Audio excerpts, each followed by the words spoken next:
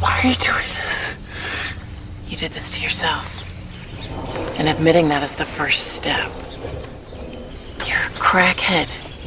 Thing is, this planet and these people, they're your drug of choice.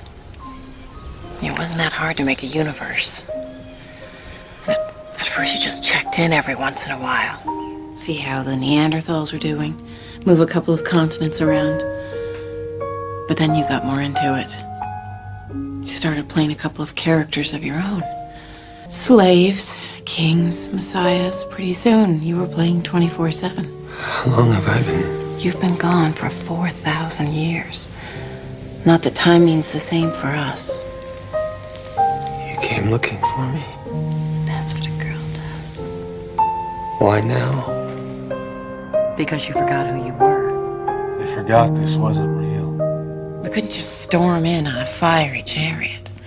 It was your universe. We had to play by your rules. We had to show you how limited and corrupt your little world was. Don't get me wrong, it's a nice place. It's cozy. But do you remember where you came from? It was warm and white. You can't describe it with human words. You can't think it with human thoughts. We need you to come back. With us. Come back with me. I was recently reading Jeff Kripal's new book, The Secret Body, as he will appear on the show in the near future. In one section, the book covers Anita Moorjani, famed NDE penetrator and writer of the best-selling Dying to Be Me. Jeff quotes Moorjani as saying, "God isn't a being, but a state of being."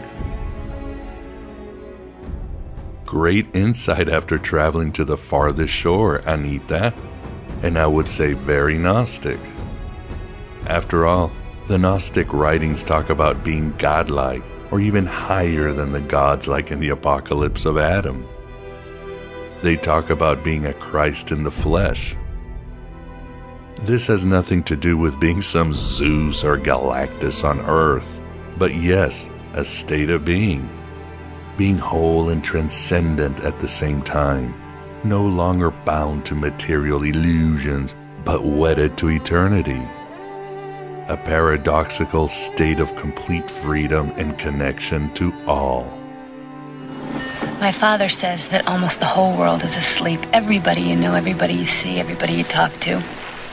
He says that only a few people are awake, and they live in a state of constant, total amazement. In the Gnostic myths, the true God is sometimes described as an idealized mind. Its faultless functions and characteristics nothing more than the archetypal aeons. At some point, the true God loses its wisdom to chaos. Perhaps that doesn't mean the true God is mad, but mythologically represents our situation in samsara, our lack of Sophia. And the promise is that if we find our higher wisdom and sometimes our higher reason, Sophia and Logos, our minds will be like that of the true God, and we will enter that godlike state of being. In the Gnostic and Hermetic texts, it's referred to as the nous or higher mind. Pure harmony, endless speculation, and enriching imagination to create the right universes for us and others. A world without rules and controls, without borders or boundaries. A world where anything is possible. Perhaps that's it. And not perhaps, that is why you have materialized at the virtual Alexandria today and every time. The Gnostics were described as dualists, but their dualism was always the separation of ignorance and understanding, falseness and the authentic. The Gnostics were truly about wholeness, and certainly the wholeness of mind. Again, that's why you are here. Like the Nag Hammadi Library's teaching of Sylvanus says, "O soul, persistent one, Be sober and shake off your drunkenness, which is the work of ignorance. If you persist and live in the body, you dwell in rusticity. When you entered into a bodily birth, you were begotten. Come into being inside the bridal chamber. Be illuminated in mind. Or should I say noose? You take the red pill. You stay in Wonderland. And I show you how deep the rabbit hole goes. So welcome so much to Untitled Gnostic Radio, an initiation by conversation into the dark corners of myth, magic, and meaning. A crash course in cult culture and conspiracy. A virtuous virus invoking and informing history, holiness, and heresy. Each week, I, your host, Miguel Connor, commandeers your connection to bring the most accepted and rejected scholars and provocateurs to your attention. Fun, compelling, and deeply weird, this is the blow-your-mind cocktail party conversation you always wanted to listen in on. In Greek myths, Prometheus cleaves the head of Zeus to release Athena, the goddess of wisdom. Here we break open the stubborn head of the demiurge so that wisdom may be released to the world. We are all Prometheus and we are all Athena. How terrible is wisdom when it brings no profit to the wise. Beyond Athena, one of the many avatars of Sophia is Mary Magdalene. That is our topic on this March, the year of our Demiurge 2018, on show number 390, timely as the Easter season gains velocity. We've covered so much of the woman with the alabaster jar on Untitled Gnostic Radio. But on this show, we make the case that she wasn't just the dearest and Gnosis-filled follower of Jesus, but actually a high priestess of ancient mysteries lost as orthodoxy rose in the West. Mary both guarded and represented primordial astrotheological secrets on the cosmos that really point to how intelligent ancient humans were, deeply connected to starry portals and cutting-edge science. Does man, that marvel of the universe, that glorious paradox who sent me to the stars, still make war against his brother? To discuss all of this is our astral guest, Michael Hearns. Much of Michael's outstanding interview is based on his books, 7 Bible Wonders Beyond Belief, The Messiah Immortalized and Timed, and Mary Magdalene, the First Pope. Poop? Poop? What? You said poop.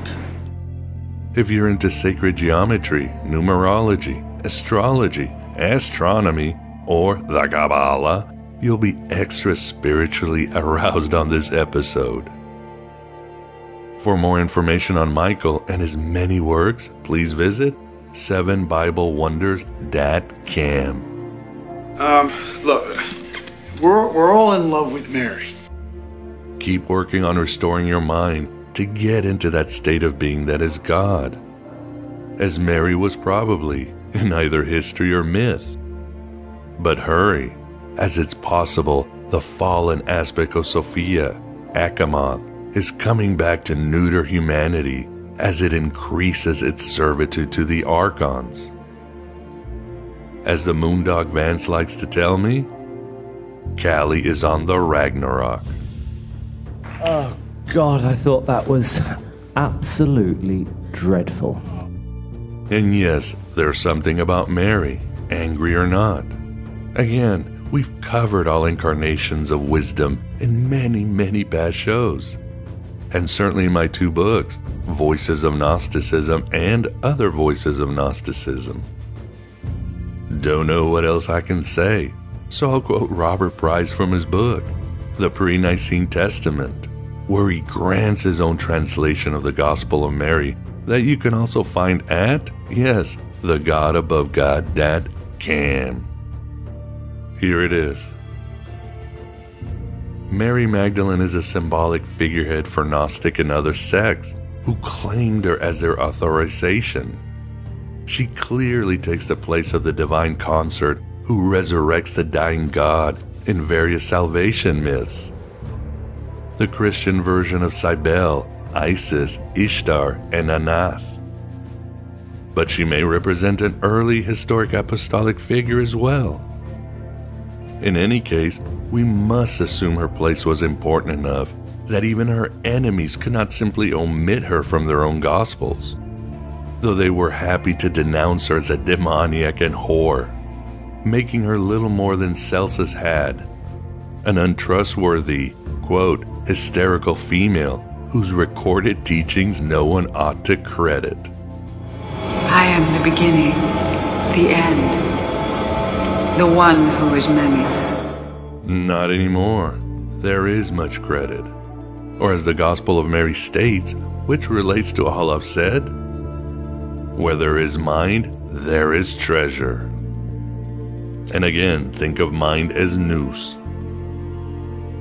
However, my favorite quote by Mary in all the Gnostic Gospels is in the Dialogue of the Savior, where she says, "There is but one saying I will speak to the Lord concerning the mystery of truth. In this have we taken our stand, and to the cosmic are we transparent." Very much like Joseph Campbell saying that myth makes us transparent to the transcendent, or at least makes our minds work better to the best of our abilities for that godlike state of being. But enough of my drivel. Led us to the interview with Michael Hearns, the first part available for non-members and non-patrons. Thank you so much, you Moon Age daydreamers who keep this Red Pill cafeteria open every week. Keep writing your own gospel and living your own myth.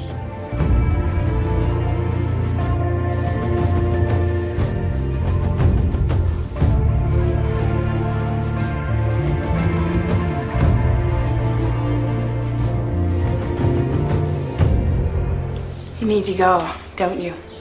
No, I can stay. How long? Forever? Every day you'd be here, you'd know what you were missing. What happens if you go? The worst case scenario? Disintegration of everything into a fiery void. Oblivio is severed. The end of everything. That's all? That probably wouldn't happen. I guess I'm more worried about the human factor. You guys kill each other a lot. In fairness, that's usually in your name. Plus, we've gotten much more efficient at it. I like this world. I like my life here with you in the well. But it's not real. I'm not really your wife. You're not really my husband. On some level, it's all pretend. How many versions were there? 90. This is the last one. Wow. I've destroyed billions of people with a thought. And you'd like to think that it's painless? Stop. You don't have to explain or apologize. Everything that is because of you. And if that's all there is, that's enough. So, guess you don't really need to pack anything. I'm good. You're great. It has been a pleasure. Likewise. I love you. I love you too. You big bug. This is the Aeon by interview, and with us we definitely have the pleasure of being joined by Michael Hearn to discuss his book, Mary Magdalene, the First Pope, and actually some of his other work. How are you doing today, Michael? I'm fine. I've just been waiting for this interview. We're very happy you're here and we finally can get to it. And with us, we've been joined by Vance the Moondog. How are you doing today, Vance? Very good. Here, broadcasting live to tape from my car. Yeah, I'm waiting in the antechamber to get into the godly room here. I'm just... We got to do what we got to do. That's right. The God Shack, perhaps. All right, well, why don't we get started wherever we are? Michael's in Dublin, I'm in Chicago, and Vance is in a car somewhere in California. So this is the amazing gifts of technology. So, Michael, why don't you tell us a little bit about yourself and how you became interested in esoteric Christianity?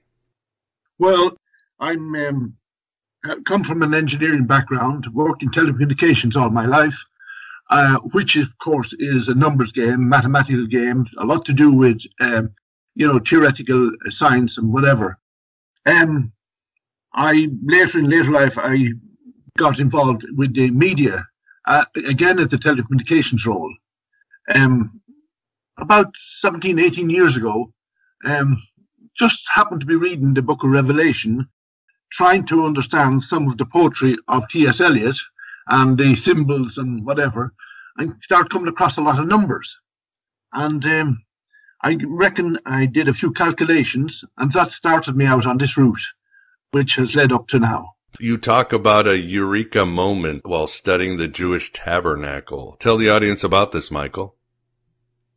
Well, because I come from an engineering background, things like DIY or flat pack assembly kits, as you would find in IKEA, are no problem to me. I've been involved in those.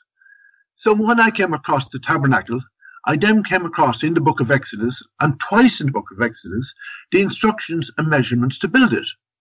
So it posed a challenge, and I came along and started to enter the numbers and instructions onto a spreadsheet.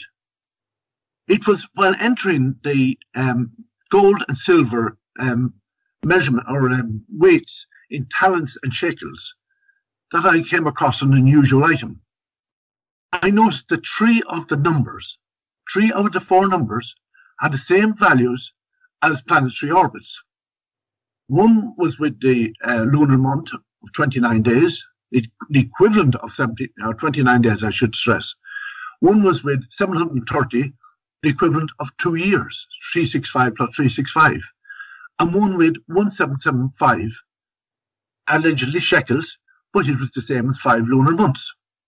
Now, because it was with gold and silver items, the notion of a treasure trail beckoned.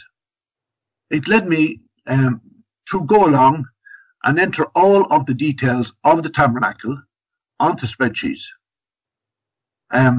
I think you may have referenced the rest.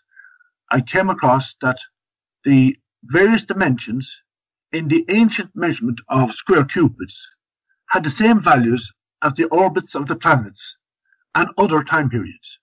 That was the eureka moment with the tabernacle. Well, we certainly want to expand and unpack more about this tabernacle, but let's talk about Mary Magdalene. You mentioned she was the first pope, and we certainly want to get into that. But most people read the Gospels, and we have it in our head that they are harmonized. Of course, you watch movies like Jesus of Nazareth and so forth, and it seems, again, very harmonized. But isn't it true that the four Gospels give varying stories on Mary Magdalene, and specifically to her visiting the tomb? Yes, that they do. There's a theme throughout the four Gospels, but they're different to an extent. I mean, the main thing that starts with Mary Magdalene, she went to the tomb at the rising of the sun. And then it points out she was with other women, and they noticed a stone roll back and a guy in shining garments sitting in the tomb. Now, that was in Mark's Gospel. But then in Luke's Gospel, Mary Magdalene and the other women go into the tomb, and they're standing in there when suddenly 2 men appeared in shining garments. The question you would ask, where did it come from? And that led to the third point, which was in John's Gospel, and it poses the strangest question of all, which I cannot find was referenced anywhere, and that is, Peter went into the tomb and saw just linen clothes. But Mary Magdalene looked into the tomb and saw 2 angels sitting at either end of where the body of Jesus had lain. The question is, how could Mary Magdalene see 2 angels in the tomb when Peter could only see linen clothes? That is a fundamental question. Yes, I've never heard it asked before. So when you encounter this discrepancy, tell the audience what is the answer to this. Well, the answer comes back to the tabernacle. Now, if you recall, in the Gospels, it says when Jesus died on the cross, the veil of the temple was torn in two. Now, the tabernacle was the mobile temple. It was the first temple of the Jewish nation. And of course, it was the most holy shrine. Now, why did it say in the Gospel that the veil of the temple was torn in two? Because I have discovered the planets in the dimensions of the tabernacle, it changes the whole outlook of. Now, it was the Gospel writers who introduced the temple or tabernacle. I can say at this early stage, if the veil in the tabernacle was removed, the remaining surface areas of the materials had the same value as the orbit of Jupiter. Now, that may be striking. That leads us to answer the question about Mary Magdalene on the morning of the resurrection. What I discovered was that the Gospel writers had told the story of the resurrection using the tabernacle as a lens for the tomb, so they could tell the story of the transition from this earthly world into the heaven. You may recall the tabernacle, the tent was divided into two. One room was God's Holy of Holies, and only the traditional high priest could enter in. The other room was the holy place where the ordinary priest officiated. Now, take a look at what happened. Peter went in, and he only saw the linen clothes. What I believe I've discovered is that Peter entered into the holy place where the ordinary priests officiated. But when Mary Magdalene looked in, she was able to see two angels sitting in the tomb. Now, if you place that into context with the tabernacle, it meant that Mary Magdalene was looking in at the two angelic cherubim that were sitting at either end of God's seat, and in this case at the resurrection where the body of Jesus had lain.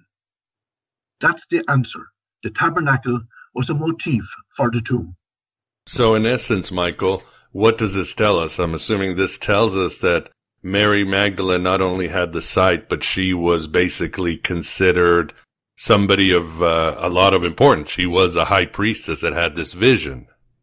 Yes, she could not see into the Holy of Holies, God's Holy of Holies, unless she had the same status as the traditional high priest. There's also some technical information on astronomy to support this, which I will not quote because I'd have to go into quite detail, which would turn off any listener, but it reads very, very apt. So Mary Magdalene stood in rank above Peter, as she had the same status as the traditional high priest.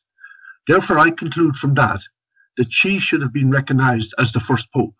And this is something that the Gospel of the author of John would have known and, of course, tried to express. And so we're assuming that as the Gospels came out and so forth, this information was suppressed, or did it simply get forgotten? What do you think, Michael? Well, there's one thing I've found throughout all of the research work, going back right to the beginning in the Old Testament and right to the New Testament. There was a line of communication of an elite group who re-edited the Torah going back around maybe 500-600 years BC, at around the time of the exile, or they actually had the insight in the Gospels as well. The ordinary Jewish people did not know about this sacred wisdom. They did not know that the story of the resurrection was told through the lens of the tabernacle. That is the key. And that information, okay, you may say it's suppressed. I don't know. But it may not have been passed on. This is the thing. It was just lost. But it was placed there for us to analyze. And when you actually knew the secret of the tabernacle, whereas the stars and the planets were all, I call it, engraved on the dimensions of the tabernacle, it opened up a new world to look into what happened at the resurrection. Yeah, it's fascinating. And after reading your book, I think your insights are spot on. I mean, the ancients were very influenced by astronomy. Everything had a correspondence to the stars. And so I guess the question is, maybe you could expand a little more on this continuation. Who were they? Was this sort of like the Aaronic priesthood, the Nazarenes? And I guess the other part is, would they be okay with Mary being a woman, consider the times? Or was this something you think that, well, it really was a matter up to Jesus? He was going to pick the person with the most gnosis, as we would say here. Well, Miguel, you've put me in the tightest position of all, because this is one that I've spent many hours thinking about. And unfortunately, I don't have many people to debate this with, like yourself, for instance. Most people are more interested in the materialistic world or the everyday life, or if they do go to church, to go over the Sunday and get it over with. But when you get into this detail, I can't find anybody who would discuss this with me, especially as I don't have a theological or biblical background. I'm self-taught. But nevertheless, I have many years behind me and a lot of reading. And one of the books that influenced me about it was a book by Professor Richard Friedman. He wrote the book, Who Wrote the Bible?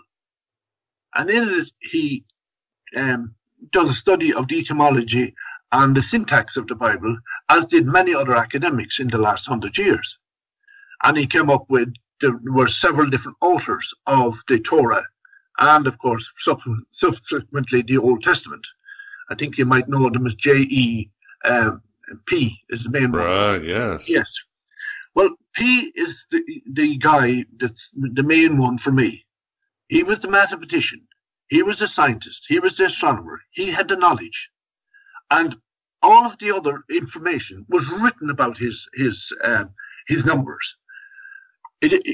What I would say is, what I've discovered was that he had a treasure trove of knowledge of astronomy about the heavens.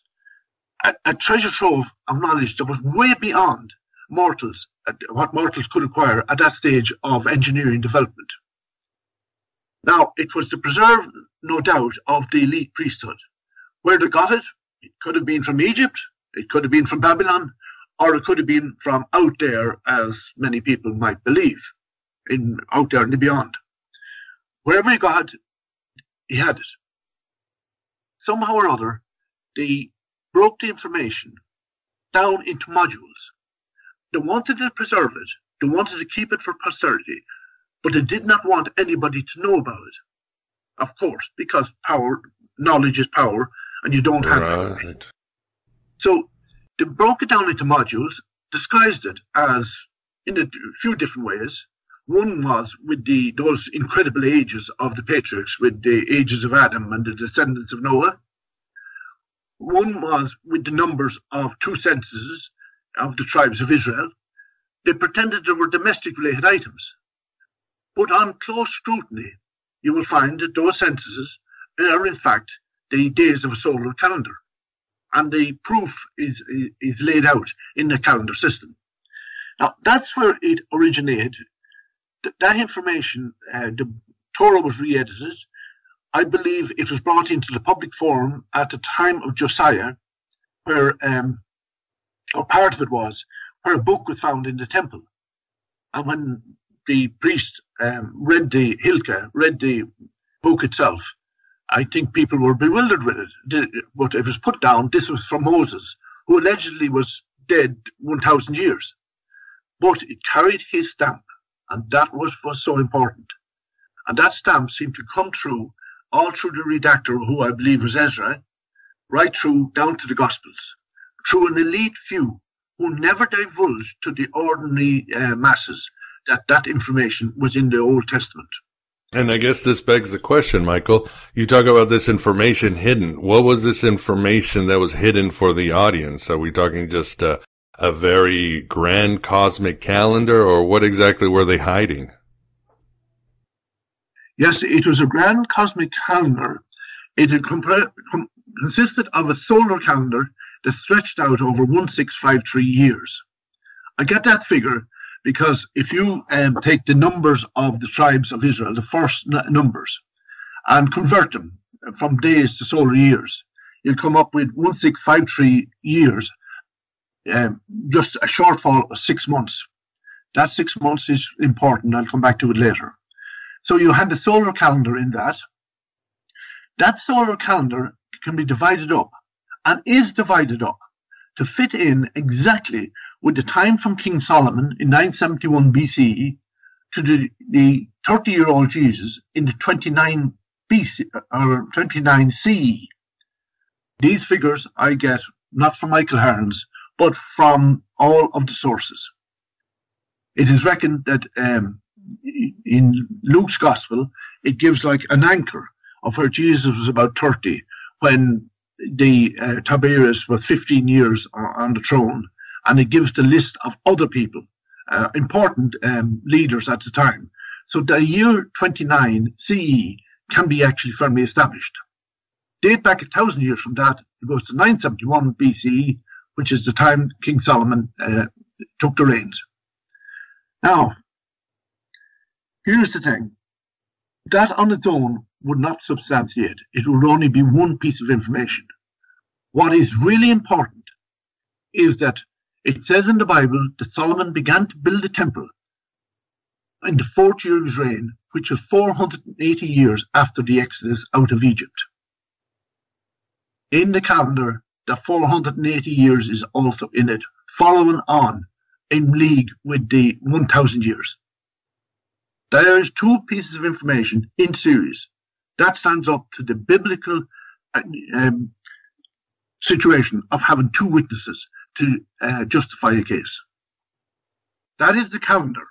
Now, within the calendar, it's an ingenious way, the way they actually hid the information.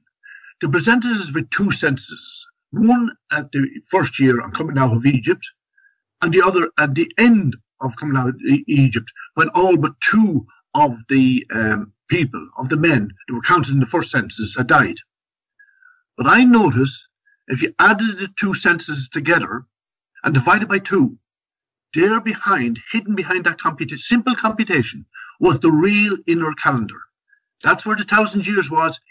1,000 years was laid out, 365,240 in days, followed by the 480 years.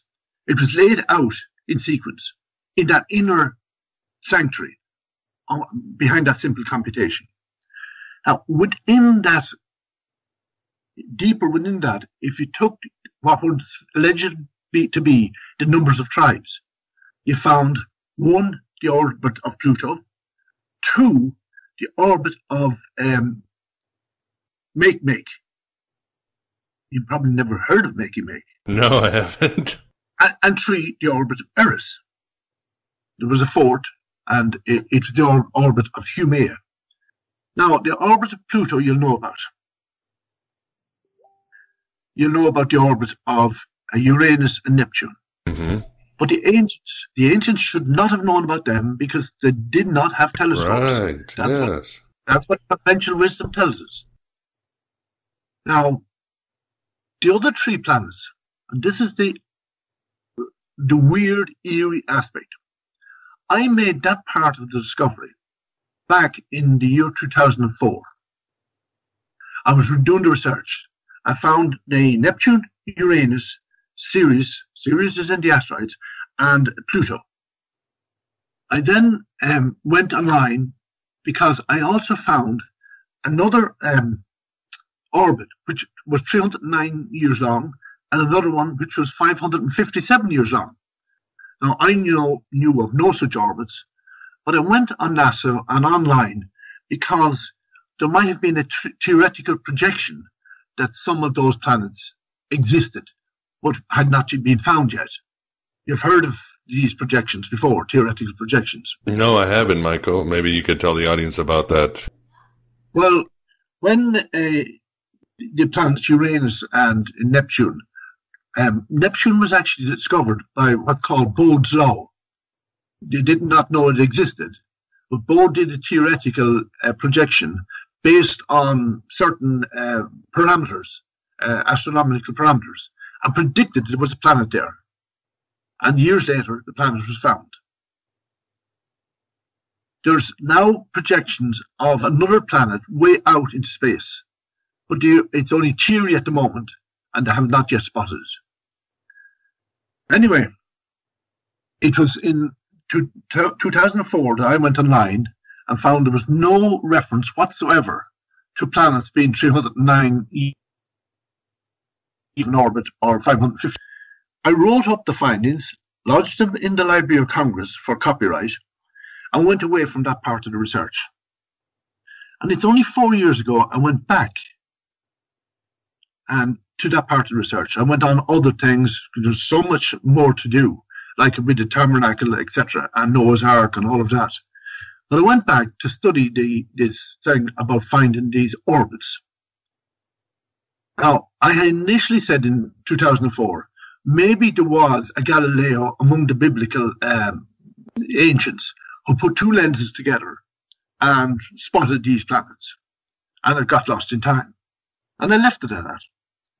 But when I went back 4 years ago onto the internet, checked with NASA, there to my amazement, in the same period as I had discovered in 2004 and lodged it in the Library of Congress, astronomers discovered an orbit called Makey-Make, they named it Makey-Make, of a planet called Makey-Make, and it's 309 years and so many days long.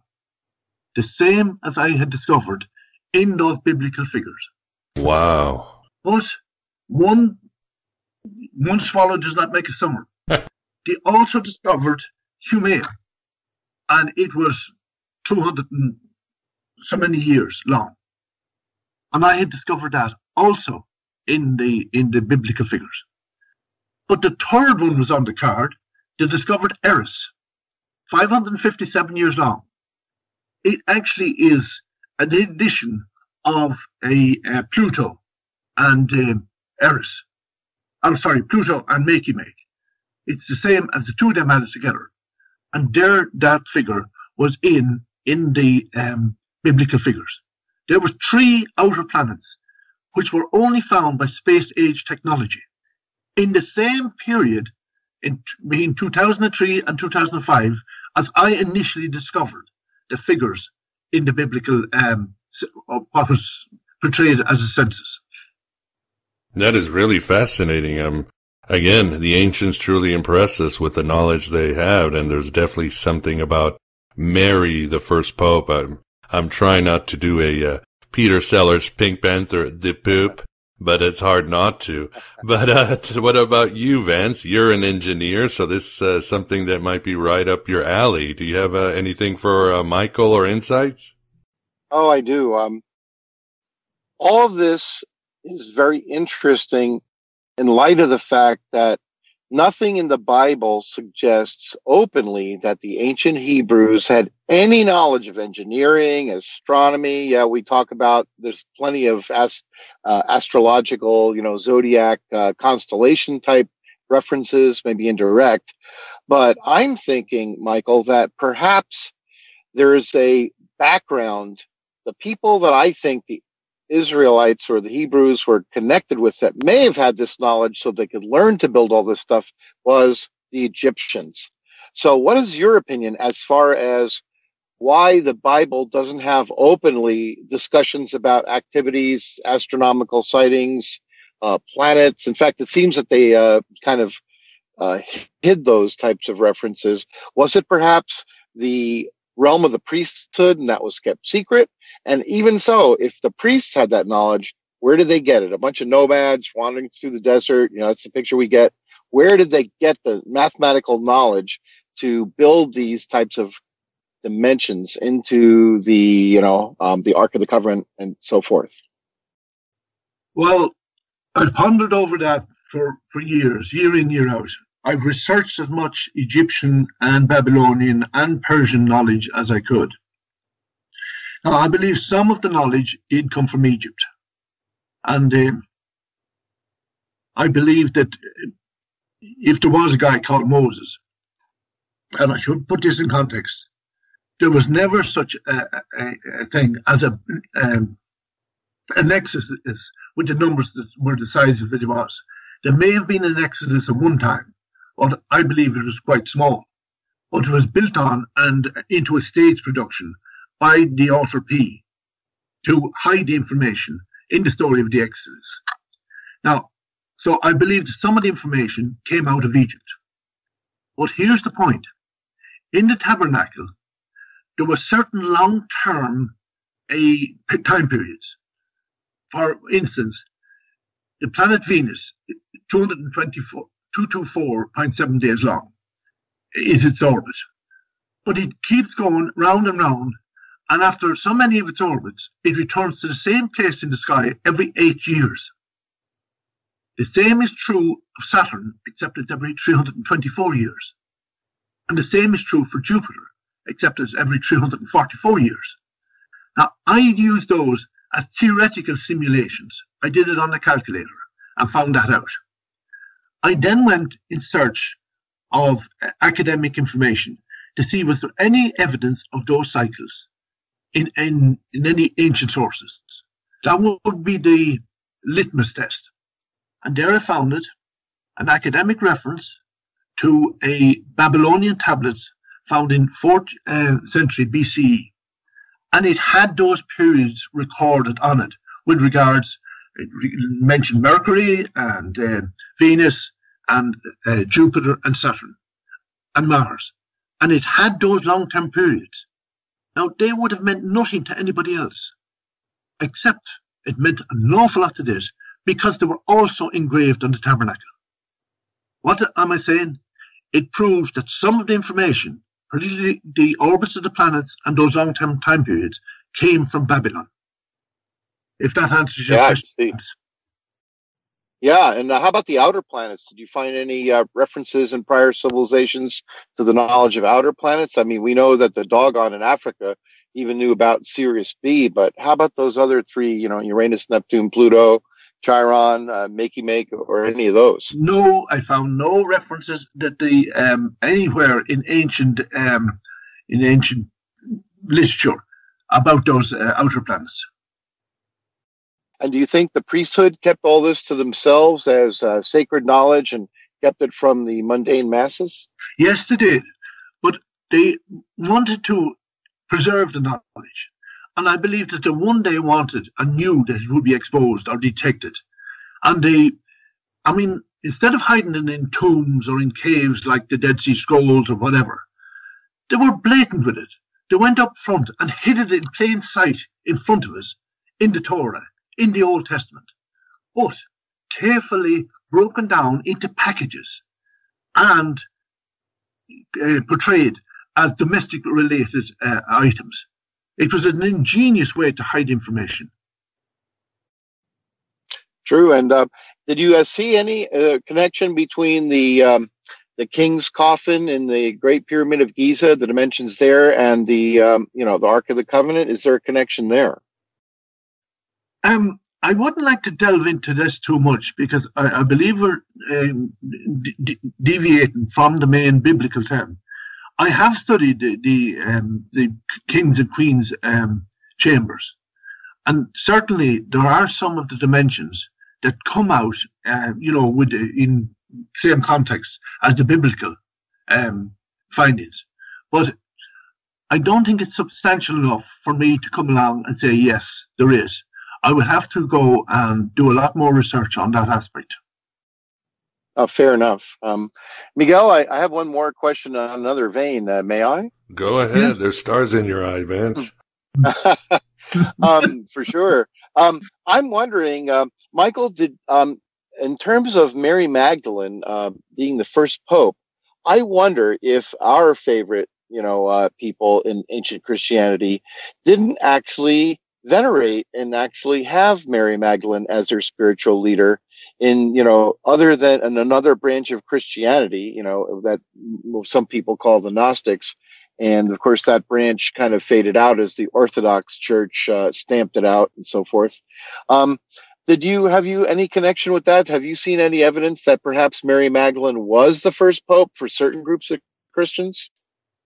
Well, recently, indeed, actually on Christmas evening, I switched on the Discovery Channel, and there was a program on Mary Magdalene and all about what happened. And it concurred a lot with what I had come up with and read or whatever. The thing you have to see is, with this new knowledge, it explains the fact that Mary Magdalene could see into the Holy of Holies. It explains why Jesus appointed her to be the first to announce his resurrection to the whole world. He didn't pick Peter. He didn't pick any of the male. He picked Mary Magdalene. Right. But the gospel writers had afforded Mary Magdalene in writing the gospels, and this is supposed to be 50, 30, or 70 years later. We don't really know. But they had afforded Mary Magdalene the ability to be able to see into the Holy of Holies. So therefore, there was a reason for the followers of Jesus and the new movement of Christianity, which had not been formed at the time of Jesus, it only came later. There was a reason why they would venerate Mary Magdalene, because she announced the resurrection to the whole world. Yeah, there are certain Gnostic Gospels, of course, that do the Gospel of Mary, right? Mary Magdalene does enumerate that, and perhaps she did lead the early Christians until her death. Yeah, it refers in that thing that Peter got annoyed with Mary Magdalene and said she was only a woman and women could not be trusted. Typical chauvinistic terminology that still prevails. Right. But the other apostles supported Mary Magdalene and said that Jesus had shared this hidden wisdom with her, and would she teach it to them? That was very informative in the Gospel of Mary. Yeah, perhaps Peter denied Christ 4 times, huh? And he didn't ask for directions. Right. Very interesting. Yes, I think this is very insightful there, Michael. But you talk about not delving too much into parallel traditions, but something you do talk about in your book is Zoroastrianism and Zoroaster. Tell us about how this played into your scholarship, especially the themes of light and darkness in the Old Testament. Well, we're getting into a deep subject now. We already have been, I think, since the beginning. Well, thank you very much. But the situation with Zoroaster, I had never heard of Zoroaster when I took up all this information, study or whatever, and I doubt if very few Westerners ever had. He was a Persian holy man. He taught that there was a good God and a bad God, very like the heaven and hell situation. And the good God was, the God of light. The bad God butted in every now and again, the God of darkness, tried to inveigle the mere mortals into the abyss. Now, that sounds very much like the origins of Christianity. But how were you to prove it? I mean, there was certain sayings and in the Book of Revelation that would, lead you to think about Zoroaster. There was also with the Dead Sea Scrolls, the Essenes believed in the apocalyptic battle between the forces, the sons of light and the sons of darkness, to call it. And then, of course, the war in heaven in the Book of Revelation was between the good angels and the bad angels, and the bad angels were thrown out, and the rest. So how were you to prove it? They were words. And I said a word can mean anything you want them to mean. And they have meant anything you want them to mean for the last 2,000 years. But here now was science and mathematics and astronomy. So in the tabernacle, I had found the orbits of the planets. And then I found these long-term cycles, which I mentioned with planet, the Mercury is every 7 years. It returns to the same place in the sky as it did 7 years beforehand. I call it a planetary birthday. It's like somebody who was born on a leap, 29th February, on a leap year. They have a birthday every 4 years. Except with Mercury, it would be every 7 years. With Venus, it's every 8 years. Now, I found the 8-year period in the tabernacle as 2920, the number 2920, which is 8 years in days. I found not 7 years in the tabernacle, but twice 7 years. Twice 7 years is 510 days. Now, here's an amazing thing. You might say, is that in isolation?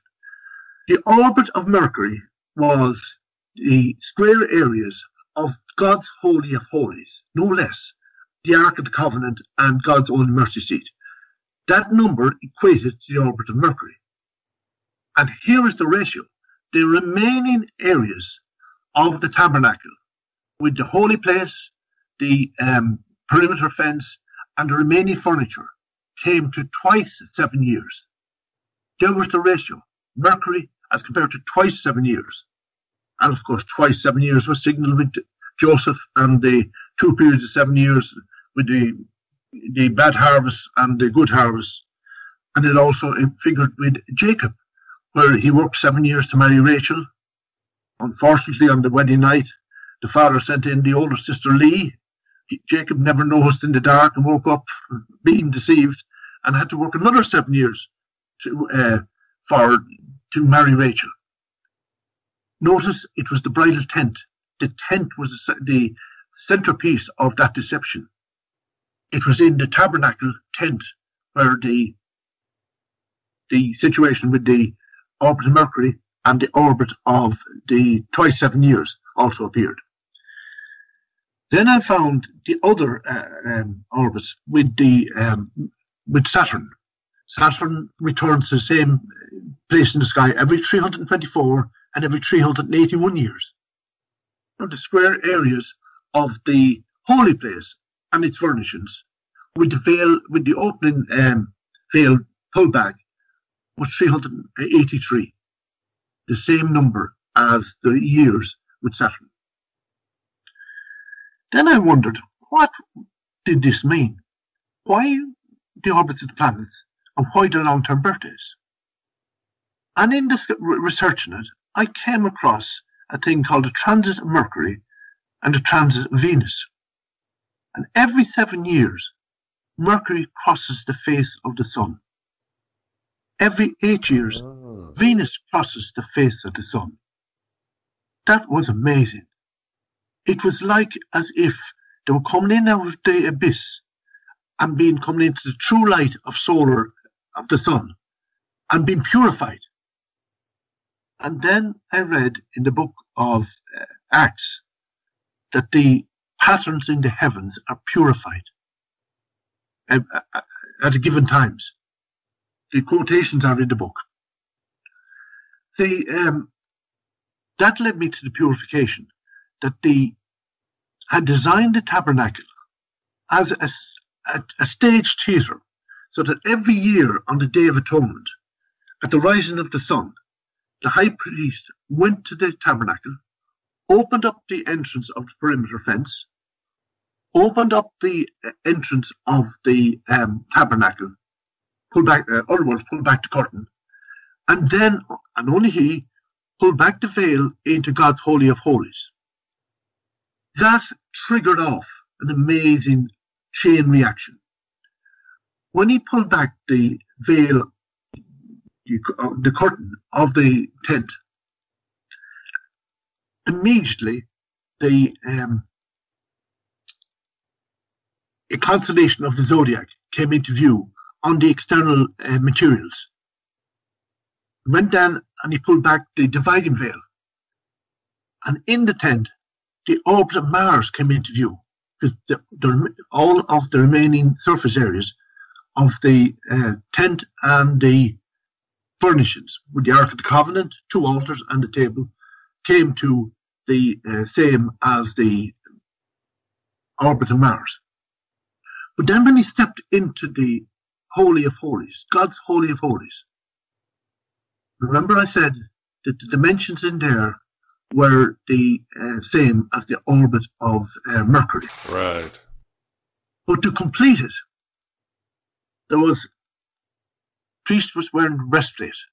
The breastplate, the dimensions of the breastplate, completed the orbit to make it up the orbit of Mercury. It meant the breastplate played a functional role in the making up the orbits. Any questions on that so far?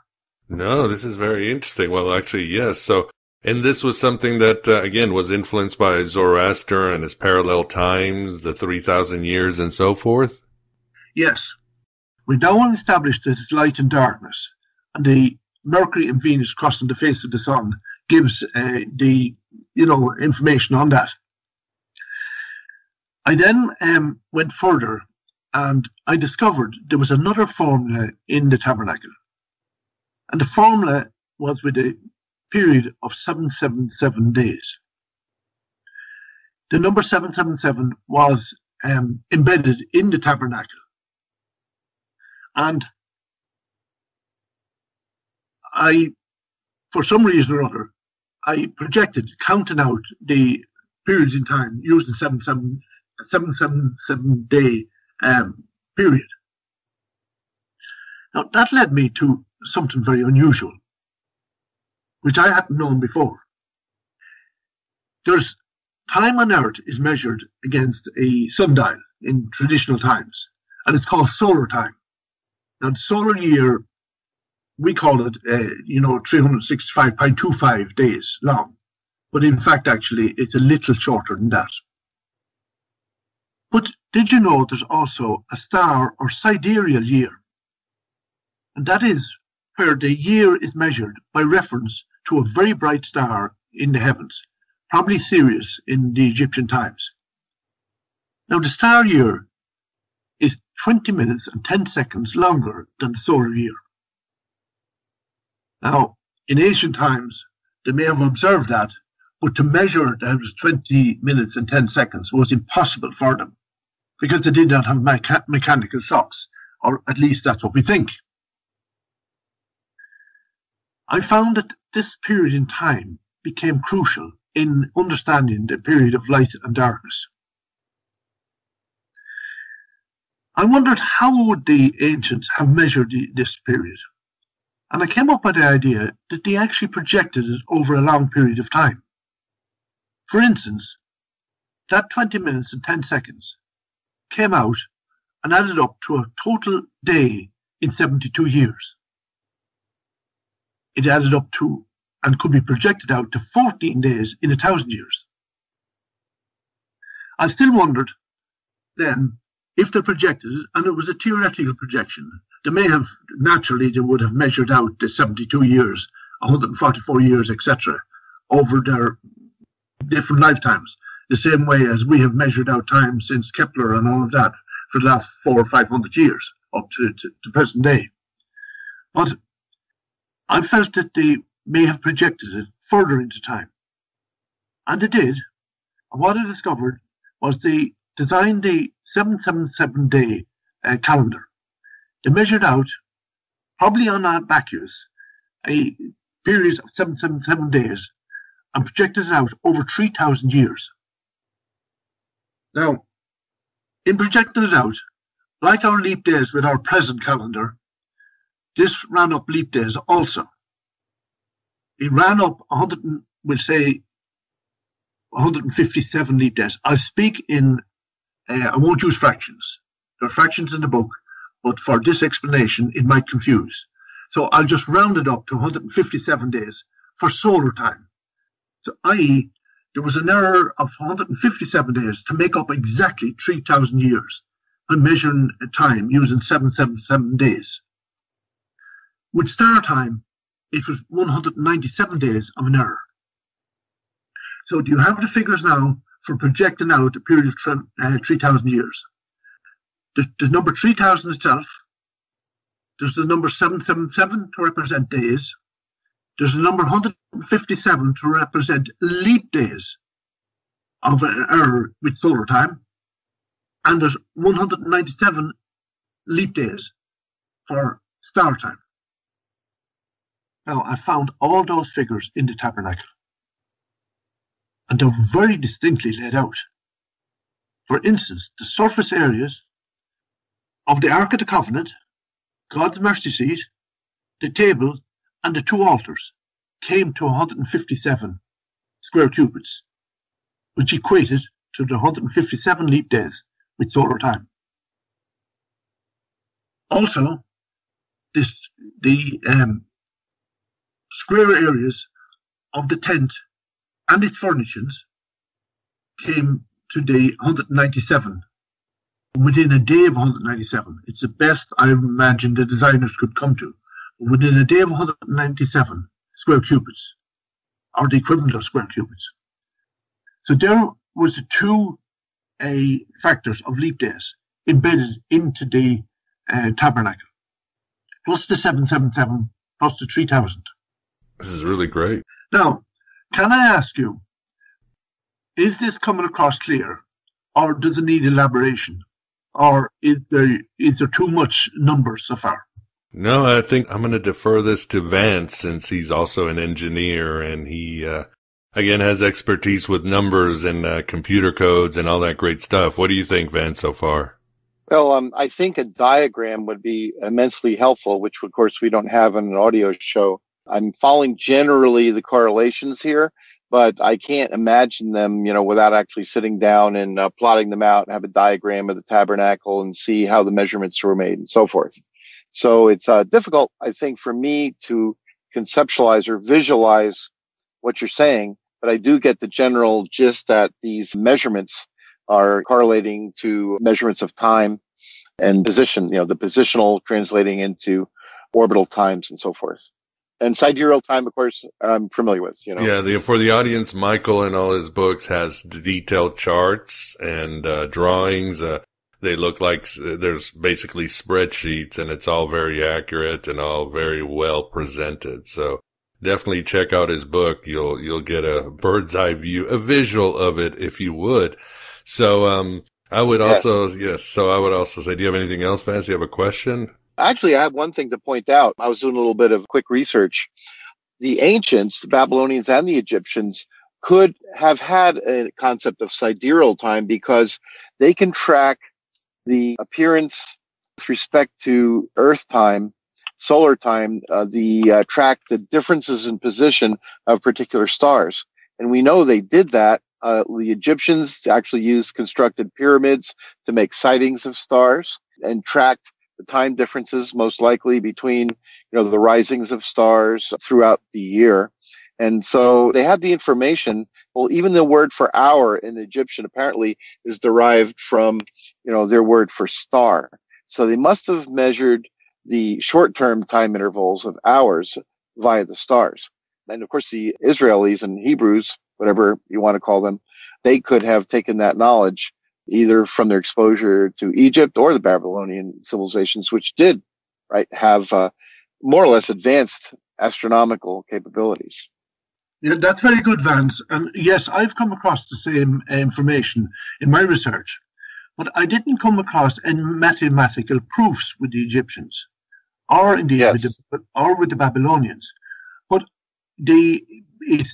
academics put down that it was a Greek mathematician. His name, to pronounce it now, would knock me down. It's a hippo, whatever. I cannot pronounce it. But that was only around the 2nd century BCE, whereas the tabernacle is, from my study of it, was at least 500 years BCE. So therefore, rewriting history, we're producing technical information to show that the Hebrews did have knowledge of star and solar time, an accurate, very accurate star and solar time. So does that answer your question, Vance? I think so. I think, though, that the Greeks, this is my personal opinion, I don't have much research to back this, the Greeks borrowed much of their knowledge from the Egyptians, and we've lost a lot of the knowledge of the Egyptians, because of hieroglyphs that we haven't found yet or so forth. So I'm not sure if the Greeks originated just everything that they seem to have. Maybe I'm a fan of the Egyptians. I've studied the pyramids a lot in past years, and they seem to know a lot.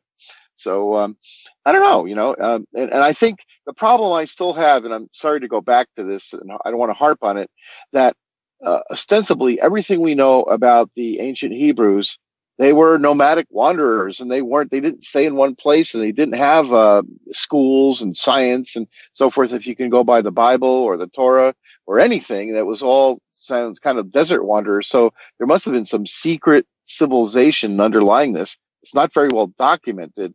Either that, or they carried it from prior civilizations. Yeah, or perhaps when they were enslaved by the Babylonians, they might have adopted a lot of their science. So, oh that yeah, could also well, they adopted a lot of religion, right? Mm-hmm. Yeah, Zoroastrianism, of course. Science. And that's what actually the point I pointed out earlier. Remember the Babylonian tablets with those long-term time periods? Right, yeah. That's new. That's new information because they equate with those in the tabernacle. So for academics today, here is something new to actually try and put a handle on what the Greeks knew, or the Babylonians knew, or the Egyptians knew. Now, to me, the Hebrews did not have any lifestyle to do with the astronomy. And they seem to have actually borrowed it from the Egyptians, or part of it, and borrowed part of it from the Babylonians. But I'll continue on now. They borrowed another part of it from the Persians with Zoroaster. And I've mentioned that remember I said the 3,000 years and the 777 days, and then the 2 leap day periods, one for solar time and one for the star time. I'm now moving on to where they did a demonstration, and great, absolutely wonderful demonstration, which is a mind map that is boggling with the timing of the flood story. Now, mention Noah's Ark today, and if you go in on the internet, you'll find, buccaneers off in Mount Ararat up there. Yeah, yes. Finding bits of wood or finding whatever. I mean, it's hard to believe. Even I heard a politician in the last year saying that climate change happened before with Noah's Ark. But anyway, the situation with Noah's Ark, it was borrowed from the Babylonians with the Epic of Gilgamesh. You've probably heard of that epic. Indeed, of course. Yeah. Yes. Now, what is noticeable about the story of the flood is the precise dating and time periods. They are so accurate. It says that the flood started on the 17th day of the second month, and it rained for 40 days and 40 nights. It then continues that the waters rose for 150 days, and he stopped, and that the ark rested on Mount Ararat on the 17th day of the 7th month. So precise. Why? That was the big mystery with the story of the ark.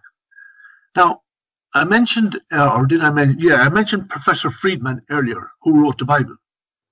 And he pointed out that in studying the syntax and etymology, there's 2 stories of the flood story sitting back by back.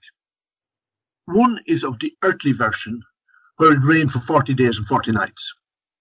But the other is the heavenly version, where the windows of the deep were open, and the windows of the heavens were open, and the flood began, and the waters rose for 150 days, and then went back and receded for 150 days. So there is an earthly version and a heavenly version. That's not by me now, that's by Friedman, Professor Friedman of the University of Georgia. Now, I took a look at the numbers in the flood story. And remember I said there was 157 leap days in the measuring the period of 3,000 years. Yes, correct. With the 777-day formula. Now, the waters rose, as said, for 150 days. And here's the biggest contradiction of all. And it's a puzzle. It said the flood started on the 17th day of the second month, and for conventional terms, we say that's the 17th day of February. We'll use our present months. It makes it a lot clearer. So, let the waters rise for 150 days, and that brings you to the 17th day of July of the 7th month. Now, at that stage, it said that the ark was 15 cubits above the mountains. But then it stated in the text that on the 17th day of the 7th month of July, the same day, that the ark rested on Mount Ararat. How could that be? If you did the calculation with the 150 days, the ark was 15 cubits above the highest mountain. But on the same date, it stated that the ark came to rest on Mount Ararat. So you had hit the Titanical ark had hit the proverbial iceberg, if I could put it in that modern terminology. Yes. So therefore, I decided to trace things. And I found that if I traced events forward in time to solar time, it fitted into a pattern. But if I traced events back in star time, back in time, anti-clockwise, in star time, it fitted the bill. I started on the 17th day of the 2nd month, as pointed out in the Book of Genesis, and was 47 days back to what Noah was 599 years of age. It gave that particularly his 599th birthday. You then went a further 150 days from there. So I'm taking the 40 days and 40 nights, plus there's a 7 days superfluous in the story, if you read the story itself, and you wonder what this 7 days is for. But it makes it 40 plus 7 days, and then bring 150 days back, and brings you to the 30th of May of the previous year, and it's 197 days. Now, on that day, the ark would have been 15 cubits above the waves, above the mountain tops. It therefore had 47 extra days to recede, to bring it to the 17th day of July. And of course it stated that the ark rested on Mount Ararat on the 17th day of the 7th month. This fitted in. The ark had 17 days to recede, or the waters had 17 days to recede, and allow the ark rest on Mount Ararat. And that was the 197 days in accord with star time. It went further. Those 47 days it went to recede. It also had 150 days, which brought us up to December. Now, you might wonder, what has got, I'm using leap days here, how does that relate to the 3,000 years? But in the second letter of Peter, it says to the Lord, a day is like 1,000 years. I.e., it was given a ratio, a day to 1,000 years. Now, the ratio in the story of the flood story was 157 days with solar time to 3,000 years of solar time, and 197 days with star time to 3,000 days with star time. Going back in time anti-clockwise, which I call the yellow route, and I will send you the book with Noah and the flood story. Going back in time, it was 2 periods of 197 days, i.e. a reflection of 3,000 plus 3,000 years of star time in the heavens. Any questions so far before I move on to the solar part, moving clockwise in time? No, unless you have something, Vance. Not at this time. Go ahead, Michael. Okay. We started on the 17th day of the 2nd month, when the rain started, and it rained for 40 days and 40 nights. That's the traditional way that everybody had up to now traced the direction of the ark. And it went forward by the 150 days, and if they did, those who did would have found a contradiction. That's what I call hitting the iceberg. But on the solar route, the ark was that period of time.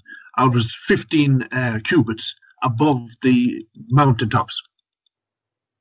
It continued, and the water receded from then on, and the ark, of course, did come to rest on Mount Ararat sometime after that, probably 47 days later. And therefore, that solved the mystery. But then the waters receded, continued to recede, And you remember Moses, or not Moses, Noah, sorry. Noah sent out a raven. And the raven flew back and forth. Right. But he also sent out a dove. And the dove came back because they couldn't find any place that was to rest its feet. Now, because the waters were still on the earth. Yes, the waters were still on the earth, on the solar side, in the solar team. But they actually had receded completely on the other side of the arc, on star time. So the dove had come back. Noah waited 7 days and sent out the dove again. And it came back with an olive leaf. Then Noah waited another 7 days and sent out the dove, but it did not return. Notice there's 2 periods of 7 days. Now, in sequence, there's 2 periods of 150 days that the water rose, and when the waters receded for 150 days, and in sequence, the 7 days and 7 days, making 2 periods of 157 days, which were also discovered in the tabernacle, which also was in accord with the 777-day formula for measuring out the period of 3,000 years. Any questions before I give an overview? No, please continue. Now, it meant in star time, you had a reflection of 3,000 years plus 3,000 years in the heavens, a reflection of its leap days, as outlined in the flood story. In solar time, you had 3,000 years plus 3,000 years as a reflection of the leap days for star time, as told in the flood story. Therefore, there were 4 quadrants of 3,000 years, or 12,000 years. And this brings us to Zoroaster. Zoroaster preached about there was a time of the long dominion, which was in 4 quadrants of 3,000 years, during which there would be this continuous battle between the good God and the bad God, between the forces of good and the forces of evil, between the forces of light and the forces of darkness. I rest my case. Well, I think we are coming to the end of our discussion. It's been very stimulating. For the audience, again, please check out Michael's books. He goes into detail. Again, you'll get charts. You'll get it all in black and white, and you'll get all the numbers. I think his scholarship is spot on, as I said. So if the audience wants to know more about you, Michael, where can they visit you on the internet or contact you? Yes, my website is 7biblewonders.com, i.e., that is www.7biblewonders.com. Now, on there, I have written 11 books on it. There was originally one book, 600 pages. Who would read it? How would you get out there? So I decided to break it down into modules. And just as the 4 Gospels, there's not one Gospel, there's 4 Gospels, which often tell different parts of the story. I have written 11 books, and some of them often tell same parts of the story, but there are other parts in it. So again, I say 7biblewonders.com. Well, there you go. Please visit that audience, and again, you'll get so many more insights. Well, Vance, thanks for being with us on this starry adventure beyond the pyramids. Oh, my pleasure, Miguel. And, I loved hearing this celestial information. And it's definitely a big tent theory, right? If you, yes, exactly. But again, this is the end of our interview. I'd like to thank you very much, Michael, for coming on Aeon Byte Gnostic Radio and discussing your book, Mary Magdalene, the First Pope, and your other works. Well, thank you again for having me on. It's been a pleasure. And my final words is, unlike what I've said earlier about the written word, the evidence is in the language of science, physics, and astronomy.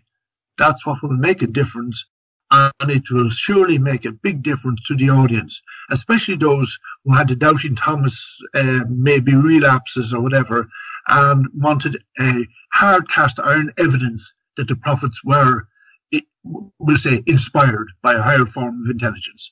Thank you very much. Yeah, the numbers don't lie unless they're in the hands of politicians. And you are not a politician, but you're doing great work. Again, thank you so much for coming on, Michael. Okay, bye-bye.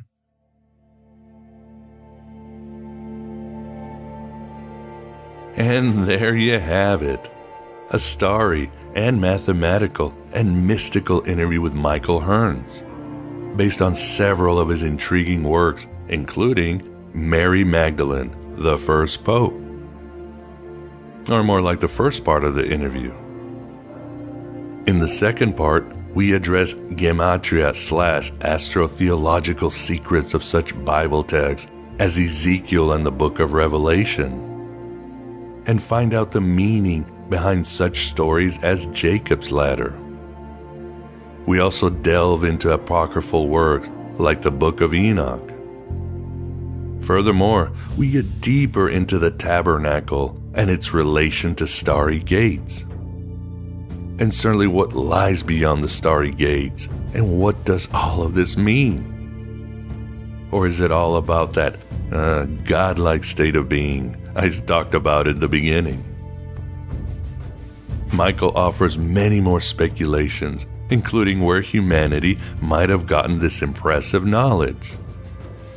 I'm not saying it's aliens, but yes, you know the drill. And you know the drill and benefits of becoming a member or Patreon to gain access to the second part of our interview with Michael Hearns. If you need more info, just go to thegodabovegod.com and scroll halfway down. There's something about Mary, and that something is being led to the astral embrace of Hagia Sophia. The Bible says wisdom is vindicated by her children, and we are all her children, cast alone and afraid in a world we did not make. Time to make our own worlds. Time to enter those starry gates into the domains of imagination and potential.